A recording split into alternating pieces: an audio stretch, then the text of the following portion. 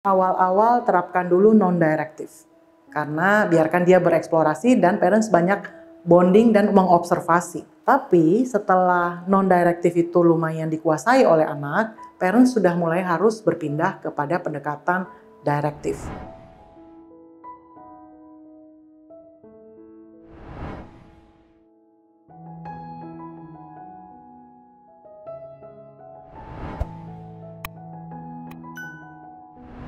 Bagi anak-anak yang sedang ada di dalam masa pertumbuhan, bermain itu adalah tugas utamanya.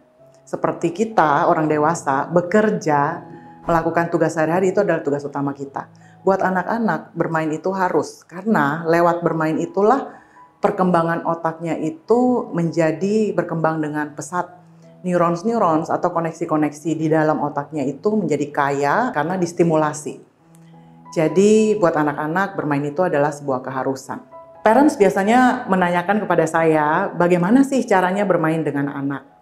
Apakah kita harus ngatur-ngatur, mengarahkan anak, atau kita biarkan saja? Ya, sebenarnya sudah tepat, parents. Ya, ada dua macam approach yang bisa kita terapkan. Ada yang disebut dengan directive play, dan juga ada yang disebut dengan non-directive play.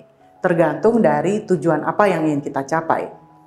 Directive play adalah di mana orang dewasa atau parents itu menemani anak bermain sambil mengarahkan, memberikan instruksi, mengarahkan anak dengan tujuan tertentu. Sedangkan non-directive play adalah parents hanya menemani anak bermain tetapi parents tidak menentukan apa-apa. Jadi biarkan anaknya yang memimpin permainan tersebut.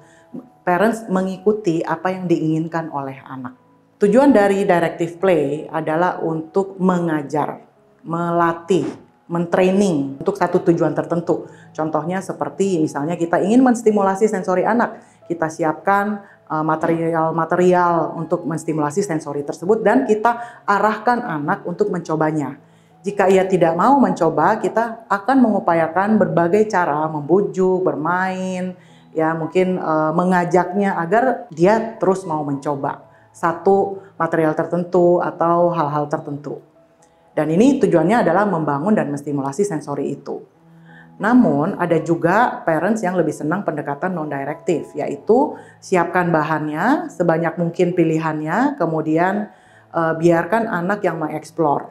Ya, kelebihan dari pendekatan ini adalah parents bisa menjalin hubungan dan fokus kepada hubungan dan relationship-nya dengan anak, karena membiarkan anak yang memilih. Jadi mungkin tidak akan terjadi konflik atau tidak perlu harus memaksakan atau mengarahkan ketika anak nggak mau. Ya, jadi tujuan utama dari non-directive play adalah selain stimulasinya, tujuannya pun sebenarnya adalah membangun hubungan atau relationship dengan anak.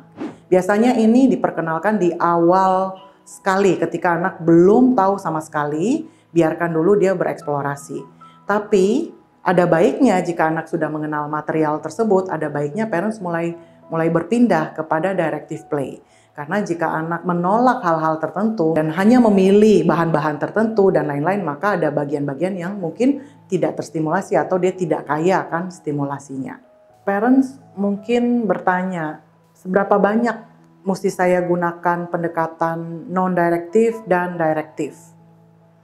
Untuk anak usia balita 0-5 tahun, biasanya awal-awal terapkan dulu non-directive.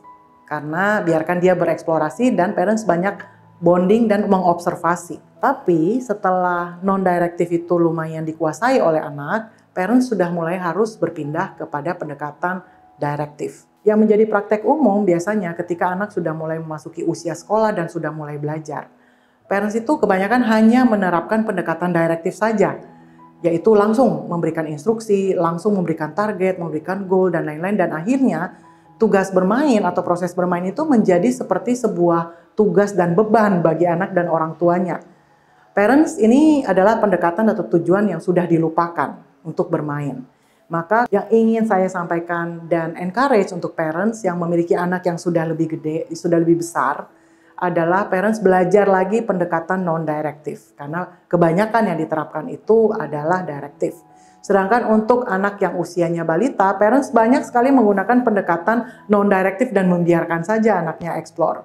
Saya ingin juga memberikan pesan dan encourage parents yang memiliki balita, belajarlah pendekatan direktif agar anak lebih cepat bisa belajar untuk mengarahkan dirinya, membangun impuls kontrolnya.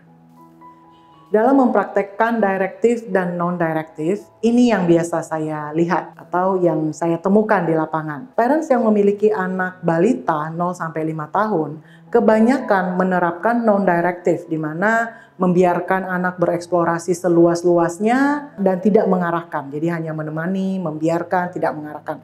Parents lupa dan belum mempelajari cara untuk merubahnya ke directive approach. Sehingga kadang anak balita bebas bereksplorasi tapi mereka kesulitan untuk mengikuti instruksi dan melakukan sesuatu yang terarah. Karena di dalam proses bermain parents-nya tidak melatihnya dengan pendekatan direktif. Sebaliknya, parents yang memiliki anak yang sudah lebih besar di atas 5 tahun, 6 tahun ketika anaknya sudah mulai masuk usia sekolah, sering banyak mengajar, sering memastikan bahwa anaknya melakukan hal yang benar dan tepat. Pendekatan yang banyak dilakukan oleh parents ketika menemani anak bermain adalah direktif. Langsung kasih tahu, langsung kasih arahan, langsung dibenarkan. Dan ini biasanya akhirnya menjadi beban buat anak sehingga anak tidak suka lagi bermain.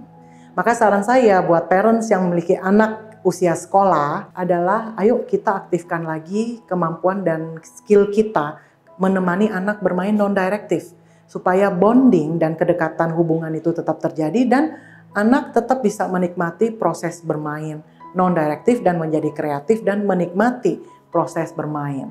Jadi pendekatan direktif dan non-direktif keduanya penting. Jika parents ingin mengupgrade dan belajar skill bermain, menemani anak bermain, keduanya ini penting dan keduanya memiliki porsi 50-50.